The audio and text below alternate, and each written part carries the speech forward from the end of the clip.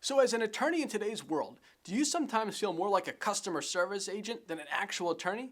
You have emails, text, phone calls from clients to return 24/7, and it's really hard to keep all your clients happy. So over the course of the last decade, our law firm has serviced thousands of clients and managed to keep the vast majority of them extremely happy.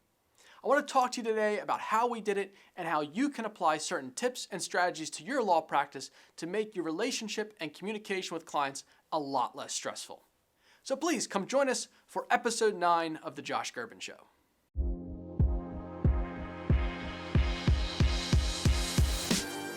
Welcome to The Josh Gerben Show, because law school didn't teach business.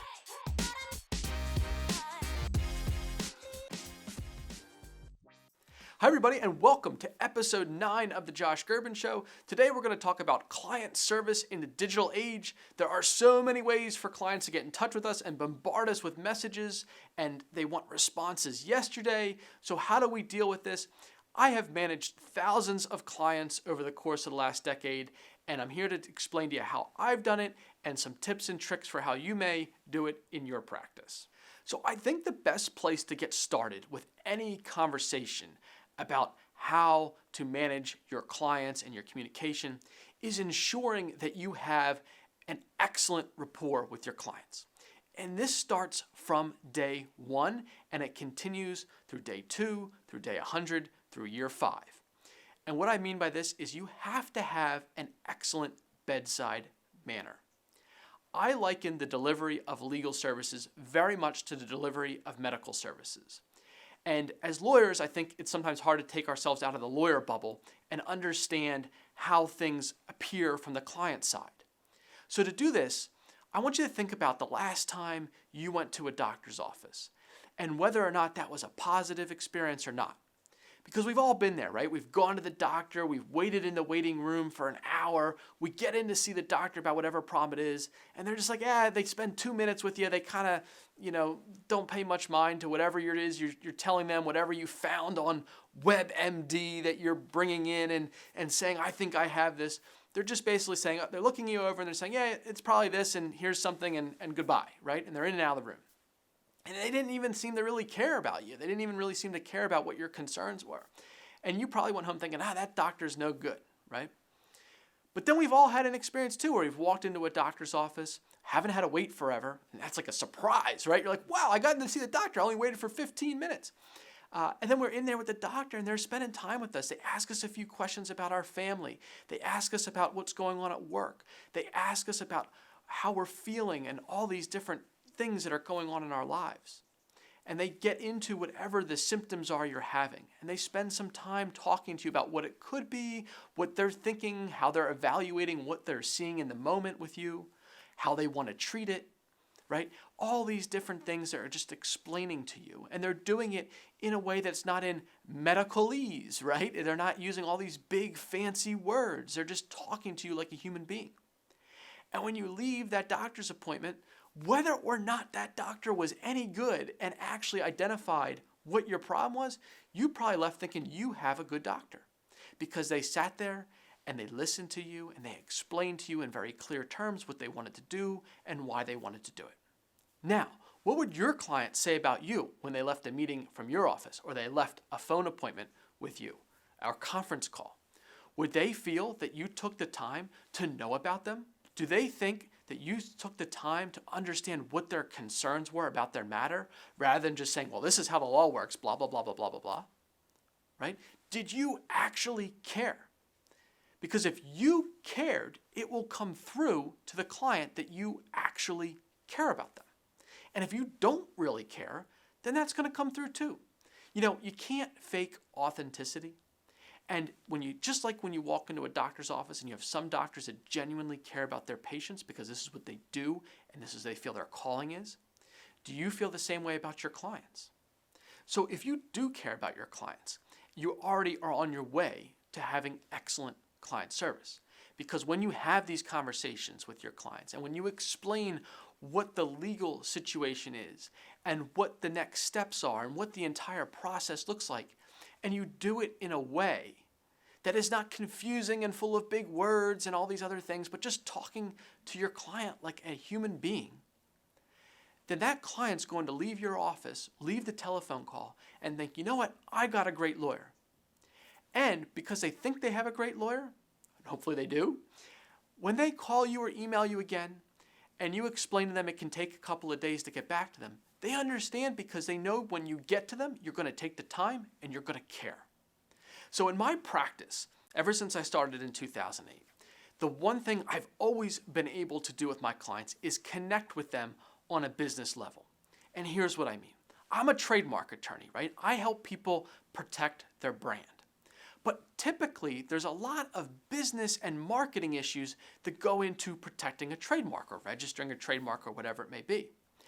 And if the attorney only knows trademark law and says, well, this is what the law says about this trademark that you're trying to register and enforce, it's just a very transactional, black and white relationship with a client that isn't normally going to pull any warm and fuzzies to the surface, right? But what I'm able to do is understand a client's business and the practical business realities around whatever's going on with the trademark. Again, whether it's a new trademark they're trying to select, whether it's enforcing an existing trademark, understanding the practical business situation on the ground is something that a lot of attorneys can't do. And I ask my clients questions to understand this. What's going on in the business? Where are they in a particular marketing program? All these types of things just to understand the backdrop, the business backdrop to whatever the legal problem is. And by actually caring what's going on in their business, I develop a rapport. You know, I grew up in a family business, right? My dad ran 12 automotive centers in and around the Philadelphia area. So I really understand the struggles that a small or mid-sized business goes through when they're doing a variety of different things. I grew up in it. I breathed business when I was a kid. It just was my entire life. And that's an advantage I have, and I deploy that with my clients because I can genuinely understand what they're going through and have empathy for what they're telling me they're going through from a business context.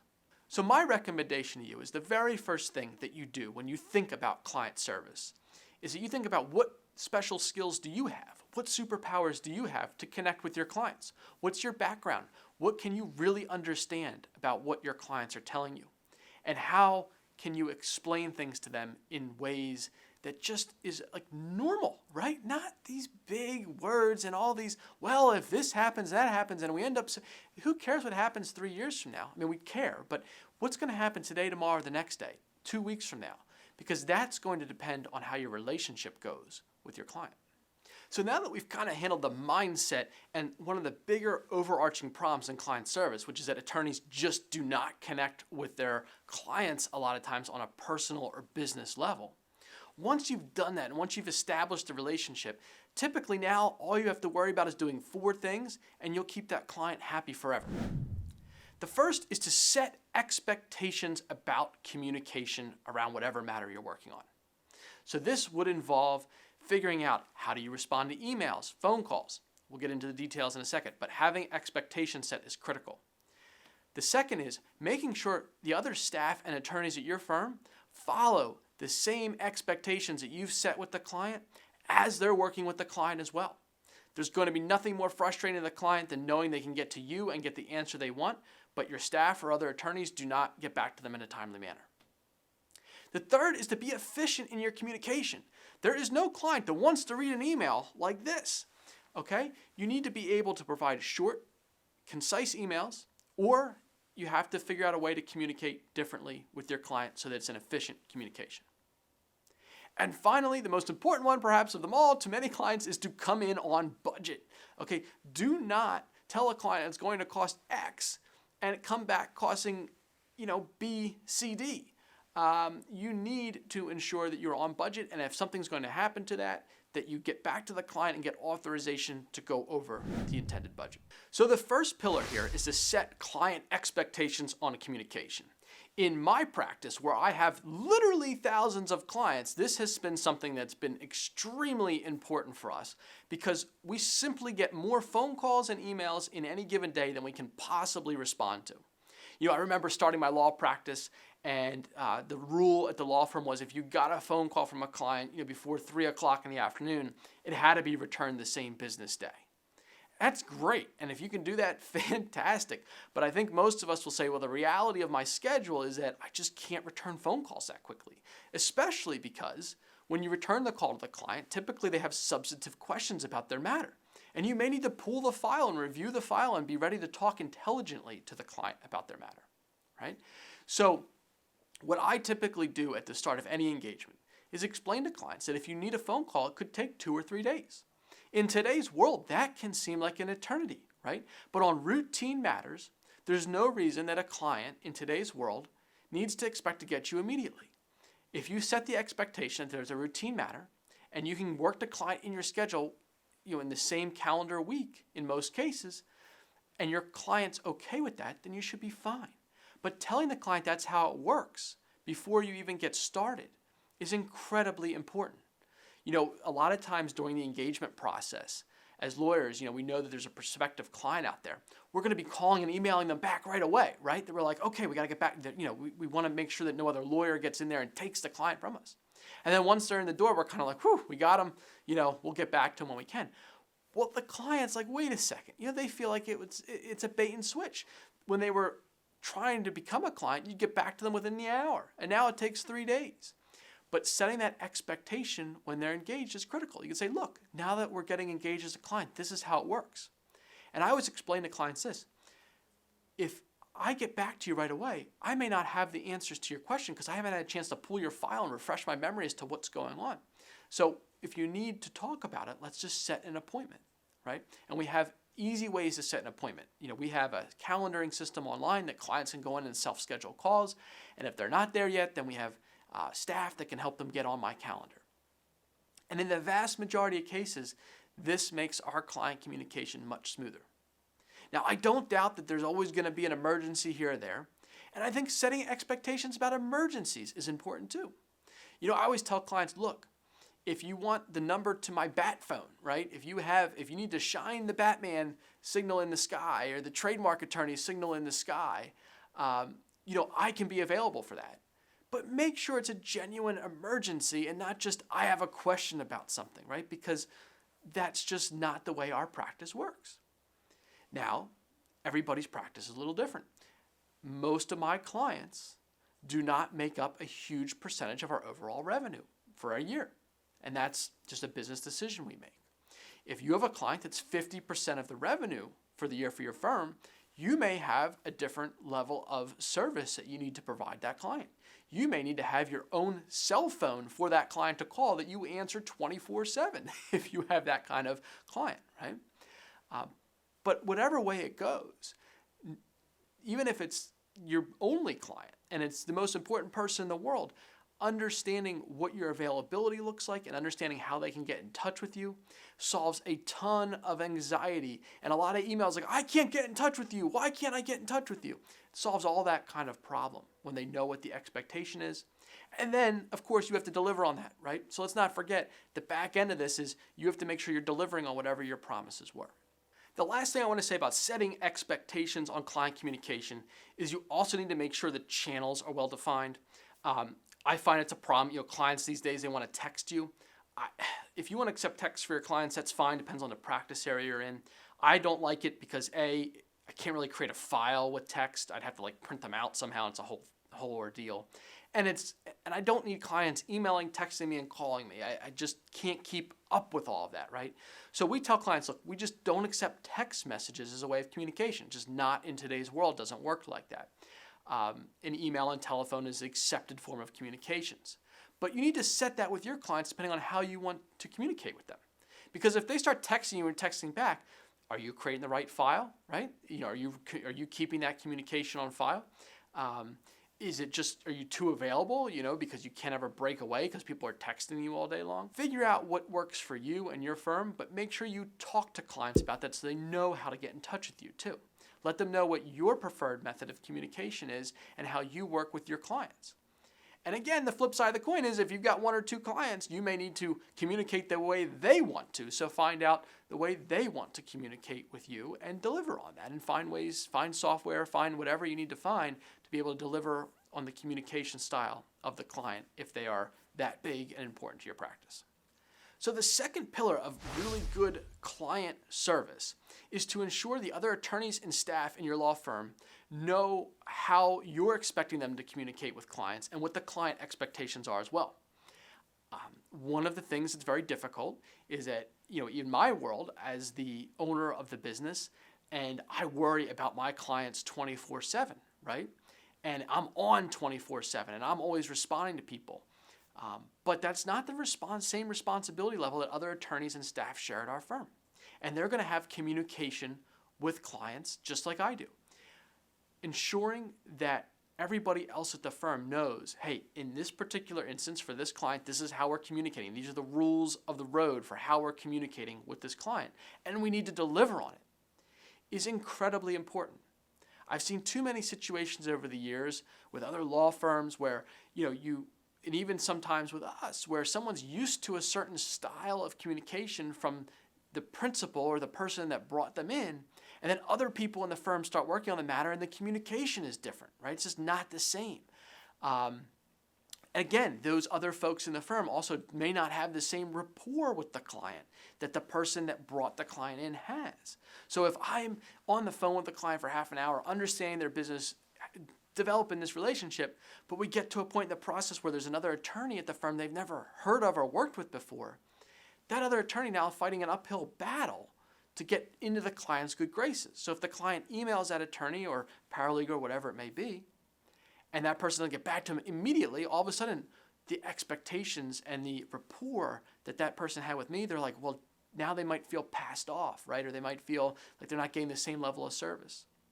So ensuring that everybody knows what's going on with a particular client and how that client needs to be serviced, and ensuring that they're keeping up with your expectations as the law firm manager, owner, whatever it may be, is incredibly important. So our third pillar here is going to be have efficient communication with your clients. And what I mean by this, again, is we don't need emails that look like this.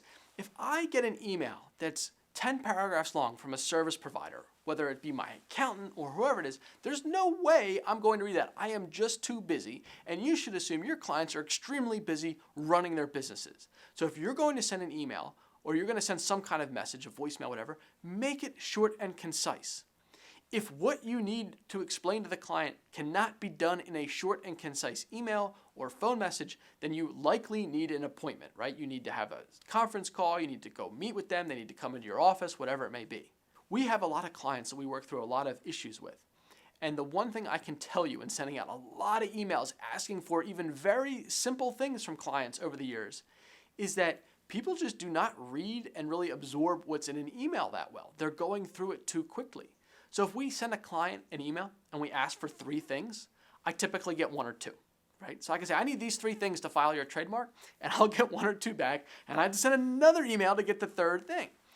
If I ask for just 1 thing, I'll typically get a response with the 1 thing, right? So the more complex the email gets, the less the client's absorbing it, the less the client's understanding it, and the less you're going to get back what you need.